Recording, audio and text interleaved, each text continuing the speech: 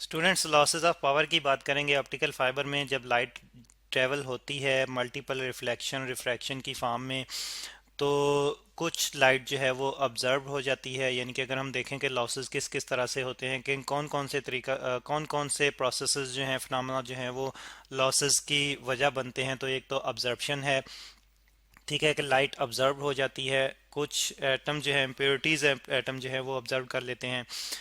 Absorption, absorption, ठीक है। तो इस वजह से भी लॉस होता है। और फिर दूसरा जो केस है, दूसरा फिनोमेना जो है जिसमें पावर का लॉस होता है, यानी कि लाइट की इंटेंसिटी, जो लाइट हमने ट्रांसमिट की है उसकी शिद्दत, उसकी मकदार, उसकी पावर जो है वो कम होती जाती है। और वो फिनोमेना जो है वो है स्केटरिंग। स्कैटरिंग, एक्चुअली ये स्कैटरिंग जो है ये इस तरह से होती है कि जब यानी कि लाइट का मुख्तलिफ डायरेक्शंस में बिखर जाना, उस सिमत में नहीं जा सकती लाइट। लाइट उस सिमत में नहीं जा सकती जिस सिमत में जो है वो, और आई एन जी, स्कैटरिंग की वजह से जिस सिमत में हमने ट्रांसमिट की है। ठीक है, जिस सिमत में हमने ट्रांसमिट की है लाइट, उस सिमत में नहीं जा पाती, बल्कि आगे कुछ एटम आ जाते हैं छोटे छोटे, या एटम के जो है वो ग्रुप्स आ जाते हैं काफ़ी सारे इकट्ठे एक ही जगह पे। उससे क्या होता है, उससे फिर लाइट जो है उनसे टकरा के मुख्तलिफ सिमतों में जो है वो चली जाती है, और उसी सिमत में ट्रांसमिट नहीं हो पाती जिस सिमत में हमने उसे भेजा था। तो इस चीज़ को, इस फिनोमेना को हम स्कैटरिंग कहते हैं। अब ये कहाँ पे होती है? ये जॉइंट्स पे होती है। जब हम ऑप्टिकल फाइबर को के जॉइंट्स लगाते हैं, तो वहाँ पे एक एटम जो है एक दूसरे के काफ़ी करीब करीब, यानी कि ग्रुप ऑफ एटम्स बन जाते हैं एट जॉइंट्स। जॉइंट्स पे ग्रुप्स ऑफ एटम्स बन जाने की वजह से स्कैटरिंग होती है। वो एटम्स जो हैं उनके साथ लाइट टकरा के मुख्तलिफ सिमतों में बिखर जाती है और आगे नहीं बढ़ पाती। तो इस तरह से ये जो है वो, ये इस फिनोमेना की वजह से भी लाइट जो है वो लूज होती है, यानी कि लाइट की पावर जो है वो ज़ाया हो जाती है। तो अब इन दोनों प्रोसेसेस को हम कैसे ओवरकम कर सकते हैं? जैसे कि हमने कहा था कि अब्जर्प्शन जो है वो इम्प्योरिटी की वजह से होती है। ठीक है, तो इम्प्योरिटी को हम जो है वो मिनिमाइज कर सकते हैं, यानी कि ज़्यादा से ज़्यादा हम प्योरीफाई कर सकते हैं। प्योरिटी ज़्यादा से ज़्यादा हम sorry, I am impurity, IMPURITY, impurity. और ज़्यादा से ज़्यादा हम जो है वो प्योरीफाई करें अपने ग्लास को, अपनी ऑप्टिकल फाइबर को, तो जो है वो हम अब्जर्प्शन काफ़ी हद तक रिड्यूस कर सकते हैं, और तकरीबन 99.9% जो है वो हम रिड्यूस कर सकते हैं इम्प्योरिटीज़ को, यानी कि 99.9% प्योर जो है वो हम ले सकते हैं ग्लास। ठीक है, कुछ फार्म में फिर भी जो है वो थोड़ी सी इम्प्योरिटीज़ रह जाती हैं, लेकिन वो जो है वो मतलब लॉन्ग डिस्टेंसेस के लिए जो है वो इफेक्टिव होती हैं। शॉर्ट डिस्टेंसेस के लिए ऑब्जर्प्शन इतनी ज़्यादा फिर मैटर नहीं करती अगर हम ज़्यादा प्योरीफाई कर लें ग्लास को। फिर अगर हम बात करें स्कैटरिंग की, तो स्कैटरिंग को हम कैसे रिड्यूस कर सकते हैं, कैसे कम कर सकते हैं? तो हमने बात की थी जॉइंट्स की, कि जहाँ पे जॉइंट्स होते हैं वहाँ पे ये काम होता है, स्कैटरिंग का फिनोमेना वहाँ पे होता है। तो फिर जॉइंट्स को यानी कि केयरफुल मैन्युफैक्चरिंग की बेस पर, यानी कि अगर हम अच्छी तरह से जॉइन करें फाइबर को, तो उस बेस पर फिर हम रिड्यूस कर सकते हैं जो जॉइंट्स पे जो ग्रुप ऑफ एटम्स बनते हैं उनको। तो केयरफुल मैन्युफैक्चरिंग की बेस पर जो है वो हम इन फिनोमेनास को रिड्यूस कर सकते हैं। Manufacturing, CTURING, manufacturing.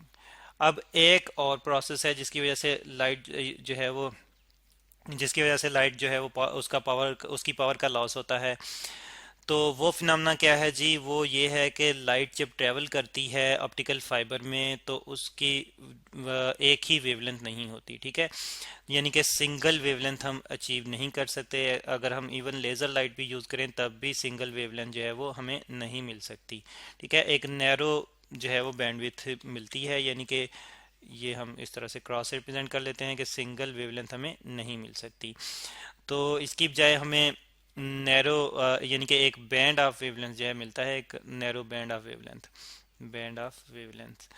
तो वेवलेंथ्स, तो एक्चुअली अगर हम सिंगल वेवलेंथ की बात करें, तो सिंगल वेवलेंथ का मतलब ये है कि एक ही वैल्यू होनी चाहिए। जैसे कि अगर हम रेड लाइट की वेवलेंथ देखें, तो उसकी वेवलेंथ जो है वो 632 नैनोमीटर होती है। एवरेज वेवलेंथ जो एक्जैक्टली एक्चुअली हम लेते हैं, लेकिन सिर्फ 632 ही रेड में नहीं आती, बल्कि जो है इसके अलावा भी आ सकती है, यानी कि इसके अलावा जो है वो इसको अगर हम लेमडा वन कह ले तो एक और वेवलेंथ भी रेड में ही आ सकती है, जो जो कि जिसकी वैल्यू जो है 630 नैनोमीटर हो सकती है।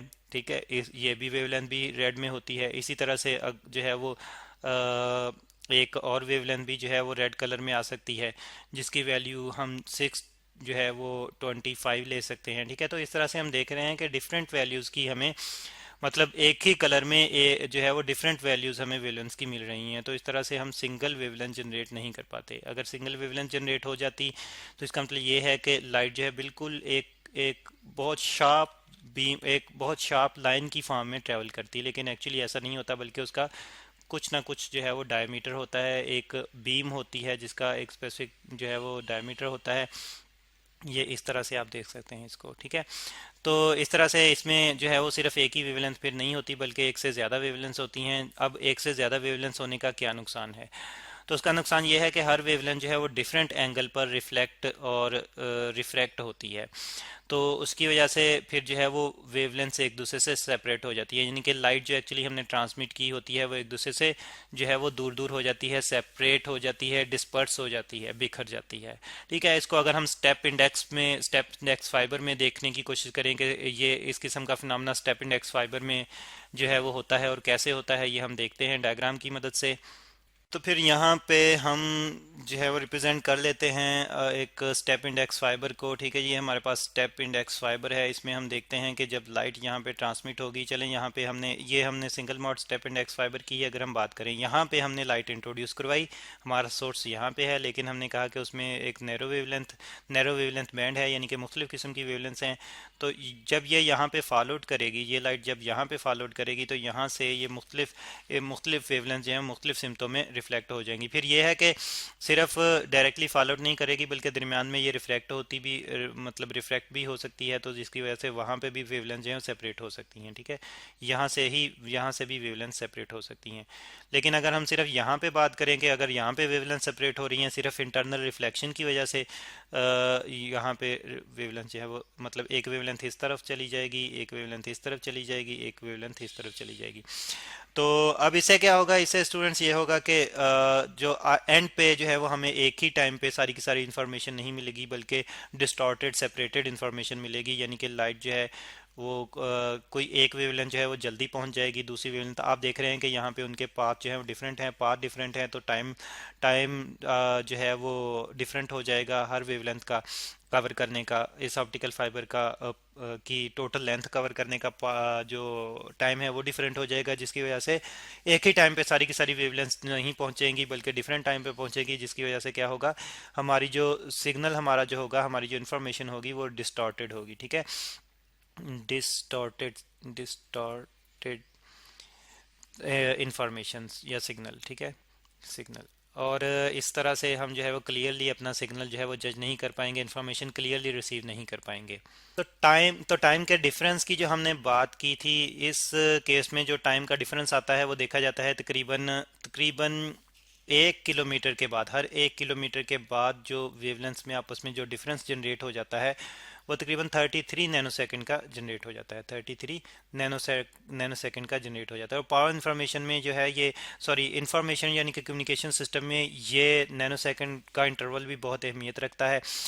अगर हम बात करें नैनो सेकंड की कि एक नैनो सेकंड कितने जो है वो मतलब कितने सेकंड के बराबर होता है, तो एक नैनो सेकंड 10⁻⁻⁹ सेकंड के बराबर होता है। अगरचे ये इंटरवल आपको देखने में बड़ा छोटा नज़र आ रहा है, लेकिन स्टूडेंट्स कम्युनिकेशन सिस्टम में, ट्रांसमिशन सिस्टम में ये इंटरवल जो है ये बहुत अहमियत रखता है। तो ये हर 1 किलोमीटर के बाद ये अगर वक्फा जो है वो पैदा होता जाएगा, तो आगे हम देखते हैं कि काफ़ी ज़्यादा जो है वो टाइम का डिफरेंस आ जाएगा, जिसकी वजह से पावर जो है हमारी इंफॉर्मेशन जो है हमें एग्जैक्टली रिसीव नहीं हो पाएगी। तो फिर इसको हम कैसे रिड्यूस कर सकते हैं? ऊपर हमने दो फैक्ट जो ऑब्जर्प्शन और स्कैटरिंग थे वो तो हमने मैन्युफैक्चरिंग के प्रोसेस से रिड्यूस कर दिए, लेकिन इस केस को हम कैसे रिड्यूस कर सकते हैं, इस फिनोमेना को? तो ग्रेडेड इंडेक्स फाइबर हम यूज़ करते हुए इस चीज़ को काफ़ी हद तक रिड्यूस कर सकते हैं। तो उसको डायग्राम की मदद से समझते हैं कि कैसे वहाँ पे ये फैक्टर रिड्यूस हो सकता है। तो यहाँ पे फिर हम अपनी ग्रेडेड इंडेक्स फाइबर रिप्रेजेंट करते हैं। ये हमारे पास ग्रेडेड इंडेक्स फाइबर है। अच्छा, इसमें फिर हम देखते हैं कि किस तरह का फिनोमेना जो है वो होता है।